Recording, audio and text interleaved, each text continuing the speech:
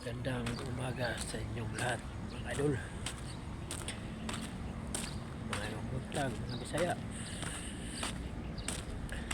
Ito naman idol ninyo na naglakad sa trabaho ngayon. Tuwing umaga ito, Lunes to Sabado, yan ang ginagawa ni idol. Yan, tuwing Sabado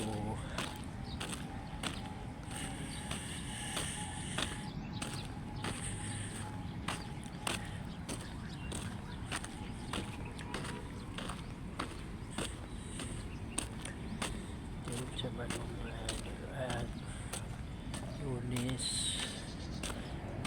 Martes, Huwebes ngayon mga idol, Huwebes. Ayan mga idol,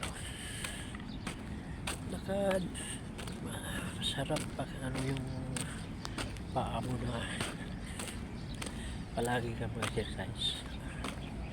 Magaan mga idol, hindi mabigat sa paa. Subukan nyo, araw-arawin nyo yan, hindi lang sa umaga, sa hapon. Araw-arawin nyo yan. Huwag nyo palagi na sa loob ng bahay. Palagi ka na sa loob ng bahay mga idol, mabigat sa katawan. Ang iniisip mo lang dyan sa loob upo, higa, kain.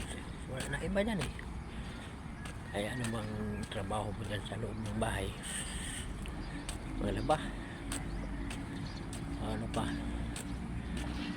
mag-alaga ng apo. Hindi ka may edad na karamihan dyan pantay ka na lang sa apo.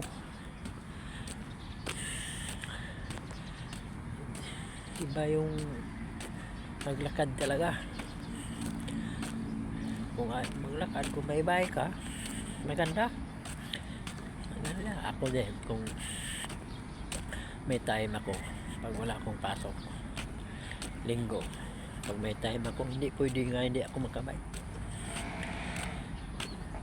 Kailangan ano mo yung mga paa mo, igalaw-galaw.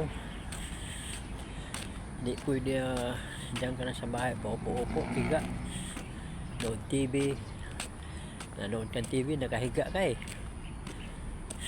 sarap na hindi mo tayo doon ka lang, maya kain na naman.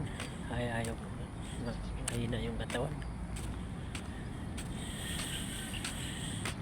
Okay lang pag ilang oras lang, pero kung isang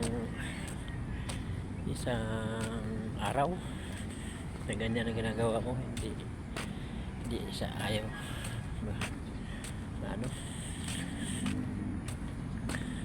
gusto ko nga mag-exercise talaga yung isang oras lang isang oras lang exercise.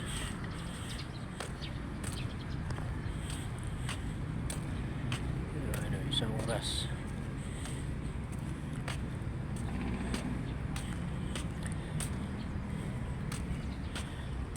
exercise yan, isang oras lang.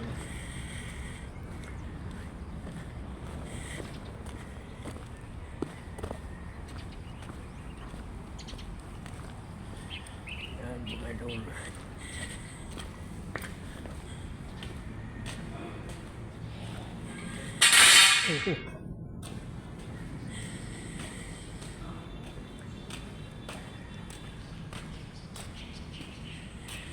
Ayan mga idol, exercise ba?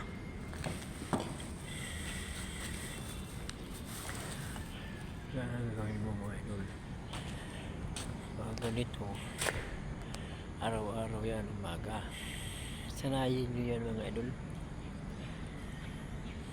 Sanayin nyo yan. Yung sinasabi ko sa inyo, maganda yung panganong galaw mo. Yung malunggay nga mga idol, okay lang pang sa umaga, Kung ayaw nyo na sa umaga lang isang baso bago kayo kumain, inom muna ngayon malunggay na pinakuluan. Huwag masyadong mainit, o sa hapon ay sa gabi. Yun lang. Alam mo yung malunggay na yan daming mga vitamina yan mga idol. Dito na lang po ako, idol. Thank you for watching. Bye.